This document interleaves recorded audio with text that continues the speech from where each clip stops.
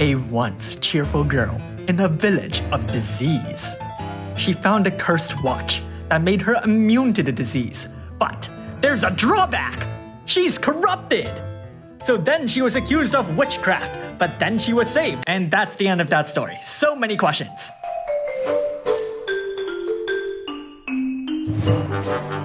Curse of Immunity Melissa's Trustmaster reward is a watch that apparently cursed Melissa. It has decent spirit, though offers a lot more if equipped to the one that's currently cursed by it. Everyone still gets to stop being stopped, which gives them a small boost in elemental resistance plus immunity to stop. What part of this is a curse, I'm not really sure. Her Super Trustmaster reward is Umbrella Staff. The attack and magic pale in comparison to its spirit, even more so when Melissa herself is the one carrying it. Everyone else still gets a pretty standard passive, boosting their spirit and reducing their MP cost. On to her active abilities. Melissa has several types of magic. Full Life can be awakened to +2, bringing back the cheap revive spell we haven't seen since Chao. Her Black Magic can only be awakened to stage 2, so they're not really there for damage. Shoga can be awakened to stage 3, but Protectka only to stage 2. And Darka imbues Dark onto your team, and boosts their Dark damage by 35%. Bardarkja boosts your team's Dark resistance by 200%, gives them a triple 50% mitigation buff, and fills the limit burst gauges by a decent amount. Shared Immunity cures status ailments and breaks from your team, then gives them resistance to both. It also gives them a 70% elemental resistance buff for all elements. Curse Control boosts your team's Dark resistance by 150%, imbues Dark onto them, and boosts their Dark damage by 45%. Chronic Flow will fill the morale gauge, fill your team's limit burst gauges, restore some MP, and then from then onwards, she'll automatically cast Chronic Energy every turn, which repeats the same effect. Raising the Brave ability will strengthen the initial cast, though the looping part will remain the same. The cooldown's a whopping 15 turns, but it is pretty fair for a powerful ability. Minutes of Might will boost your team's stats by 300%, their limit burst damage by 250%, and fill the morale gauge. The turn duration doesn't really match the cooldown. Parasol Shield gives your team a re-raise, a HP barrier which scales of morale, and gives a triple 55% mitigation buff against beasts, humans, and dragon enemies. Seconds of Support will give one ally a 400% stat buff, a 300% limit burst damage boost, boost their limit burst damage modifier so long as it scales of morale, and that boost itself happens to scale of morale as well. And lastly, it fills their limit burst gauge. The limit burst effects only last a single turn, though the stat boost is much longer. Unfortunately, you can't use the ability at the start of the battle, and 6 turns isn't particularly short. Enchanted Dial, Beast, gives one ally a tremendous 250% double beast killer, gives the rest of her team a weaker 150% boost, and fills the morale gauge. Human and Dragon is the same thing, but for the aforementioned species. Uncontrollable Darkness can be used once per battle, and imbues Dark onto everyone, both you and your enemies, but then it lets your team absorb Dark damage for a single turn. Abyssal Blessing can be used twice per battle. It removes elemental imbues from your team, imbues Dark onto them, and boosts their Dark damage by 50%. But you may see where this is going, for on the next turn, it will imbue Dark once again, but this time add a 75% Dark amplification buff. But for the final turn, whoa-ho-ho! Another Dark imbue, but this time we've hit the climax with a 100% buff. Passives, but for Trustmaster reward or Super Trustmaster reward equipped, Melissa gets 500 extra spirit, and extra spirit when carrying a staff. Her normal attack also changes to a zombie cure for your team. Lastly, there's a small equipment spirit boost while carrying a single weapon. This is a Brave ability, so the spirit boost can get more impressive. She's got a pretty good limit burst regen too. She's also got an interesting Guts buff, with an additional passive that will boost her elemental resistance by 200% should her HP take a big hit. She also gets a neat morale regen. Furthermore, so long as you're winning the morale tug-of-war, you'll get access to Hasten Recovery and All-Consuming Darkness. The first can be used 3 times per battle, and requires her full limit burst gauge each time.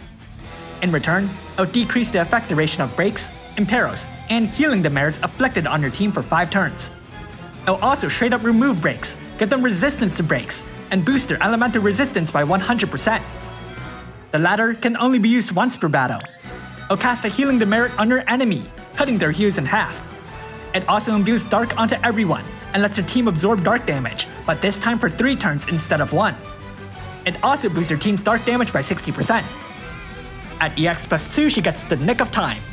Nick will give her 250 extra spirit, plus a big HP barrier, Warring Spirit, and gives her team a permanent re-raise buff. At EX plus 3, she overcomes the non-existent curse, giving her more spirit and throwing some HP there as well. It further reduces her MP cost and doubles down on the morale regen. Her elemental resistance is also pretty good, with Dark a bit higher than the rest. You're probably wondering what she's cursed by. Well, believe it or not, she's actually susceptible to 4 status ailments and zombie, I guess. Devastating. Let's look at her limit burst. It reduces the cooldowns of one ally's cooldown abilities by a single turn, then heals your team, gives them a 75% general mitigation buff, and a re-raise. As a super limit burst user, Melissa has access to Enhancement Shift, which automatically fills her limit burst gauge when the super limit burst is ready to go. This is probably her curse. The super limit burst will reduce the cooldowns by 2 turns, the healing is better, the mitigation goes up to 80%, and the re-raise is still great. Let's rank Brave abilities. I'd prioritize both of them, but raising Chronic Flow will give a better restore up front. Raising Purifying Parasol raises her spirit, which is great defensively and for healing. So, EX2? As a super limit burst user, Melissa automatically benefits from additional EX awakenings. Her EX abilities are also great. The HP barrier is actually one of the best, but also only for her and for a single turn at that. Nevertheless, the permanent re-raise doesn't face that problem, and Warring Spirit is as useful on supports as ever. Casting Melissa's limit burst at the start of the fight shouldn't actually be super common. Unless of course the enemy's a cheater and went first, you need mitigation your tank for some reason cannot provide, or you really want to use seconds of support soon. Or maybe someone else's cooldown ability. Of course, it doesn't hurt to have easy access to her limit burst for the second turn, where you might actually apply the cooldown reduction onto herself, so overall it's a good investment. EX plus 3 is more stats, more MP reductions in the case you aren't good at that, and a morale regen. Also very good for a supporter. And expensive. So how good is Curse of Immunity Melissa? Well, she is indeed cursed. Cursed with success because I have no idea what she's lacking. Though if I were to really dig into it, I'd guess she lacks Stop and Charm Recovery, which admittedly are pretty devastating effects. But come on, even if you don't have a unit, you probably have the Esper. She also lacks, like, the buff removal, but I think we can move on. As a healer, she's got the standard recovery set, some cures and nullification, and the ability to cure zombie. Currently, there's only 3 other units who set out to do that, and only one of them is actually convenient. She's also got the ability to cut your opponent's heals and cures any healing demerits, though notably that's locked to morale. Now, let's talk about support. The morale regen is the obvious, and of course works only in morale. Nevertheless, Melissa takes the spot as the best Dark supporter in the game. This is a great boon for Dark, which already has strong Imperil candidates, and units that can feasibly bring an amplification field.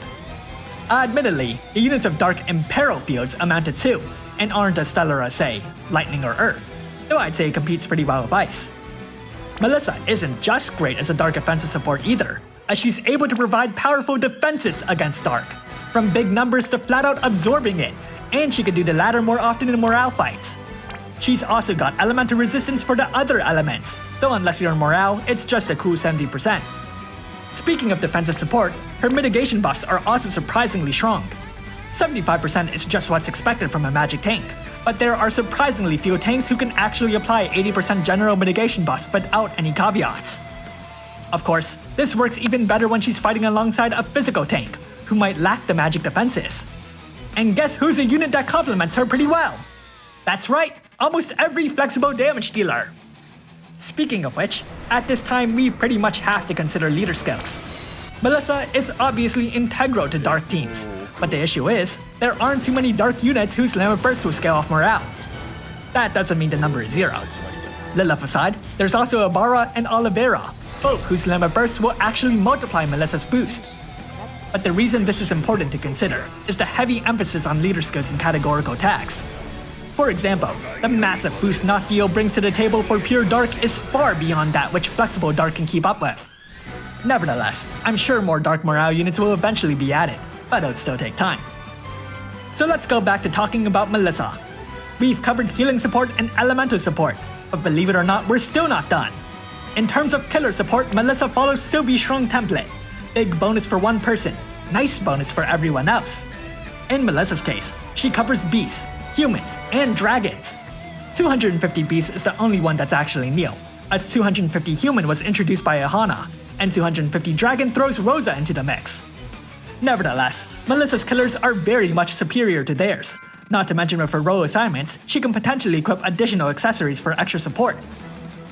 Next, let's talk about her standard offensive support. Melissa has the ability to loop morale, limit burst, and MP regens. This adds up, and is a tremendous boon that overall boosts your team's efficiency by leaps and bounds. Chronic Flow is on a 15-turn cooldown, but given that it doesn't wear off unless Melissa dies, it's pretty fair. Her stat buffs are pretty generic, which translates to pretty great. She's also got a far better single target buff like Sylvie, with the limit burst damage modifier boost attached to it as well. I briefly talked about its potential problems, but let's talk about its advantages too. At base, Melissa's buff is equal to Sylvie's modifier buff, at max morale. At max morale, Melissa's buff will exceed that of the special Fravia Vision card. The big issue aside from limit burst types is obviously the cooldown. Not only can you not use it at the start of the fight, but you also have to wait 6 turns. This isn't great when you might want to use it in tandem with, for example, Fravia's Vision card, but you can speed it up by paying the money man. This also brings me to Melissa's ability to reduce cooldowns. More often than not, you're using it on her, but there's also room to use it on other units. Cooldown reduction doesn't have a very large presence in the game so far, limited to just a small handful of units, but can nevertheless be surprisingly useful.